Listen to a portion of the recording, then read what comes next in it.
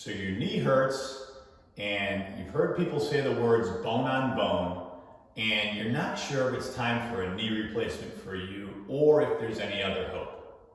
Well, I'm here today to tell you there is hope. And many times before even a surgeon will perform a knee replacement, they ask that you try physical therapy first. So I'm going to show you a couple of tips today and give you a little information about what is actually happening here. So the knee, as it sits, is really made up of four bones. There's the tibia, the fibula, the kneecap or the patella, which is in this tendon, and the femur, which is the thigh bone. On the back, or on the top of the tibia, sit a couple of meniscus. And these meniscus almost serve as a golf tee to receive these more ball-like structures of the end of the femur. They allow the end of the femur to kind of pivot back and forth as it bends and extends. These pieces of cartilage, they do get worn out in time. And there's also a layer of cartilage on this part of the femur, the end of the femur, and that part actually looks like Teflon tape, about 6 layers of Teflon tape. And what we find that over time, with abuse, these areas do wear out. If you've got a little bit of wear and tear in one area of the knee, or a little bit of a tear in your meniscus, this doesn't mean that you need to have a knee replacement. This might mean that you have pain a lot throughout the day, but let's see what we can do for that. When people start having knee pain, they start to limit their knee movement. So the knee doesn't straighten all the way out, and the knee doesn't bend as far anymore. And what that does is it creates a lot more contact pressure on a certain area in the knee joint that tends to wear down quicker.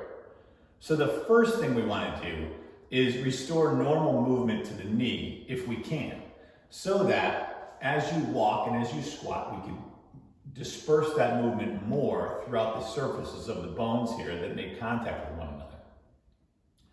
So there's a couple very easy stretches that we could do for that.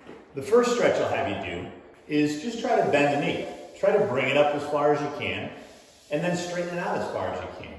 And that's a great place to start for exercise, in that try to slide it up and each time push a little further, and try to straighten it out and each time push a little further down.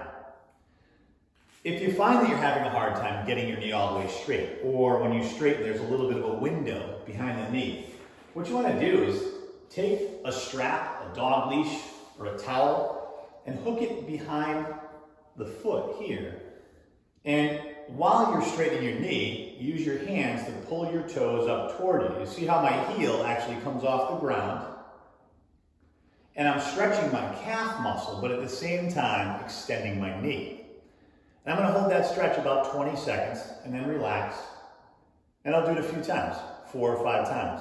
After you've done some work on your knee range of motion, the next step is the strength of the quad. And because it hurts to walk on the leg, walking is not a great strengthening exercise most of the time. Where I would start is some really easy exercise where you're not putting weight to the leg. So let's try this. You can lay on your back, keep your knee straight, and lock that quad muscle so you tighten up through here. Lift up in the air, so you're about the height of your other leg, and then back down slow. This exercise is very easy if you just do this and lift up and down. But what I challenge you to do is tighten the muscle and lock it tight the whole way. So you come up as high as the other leg, and then keep squeezing through that muscle as you go down. Just about touch the ground and then repeat.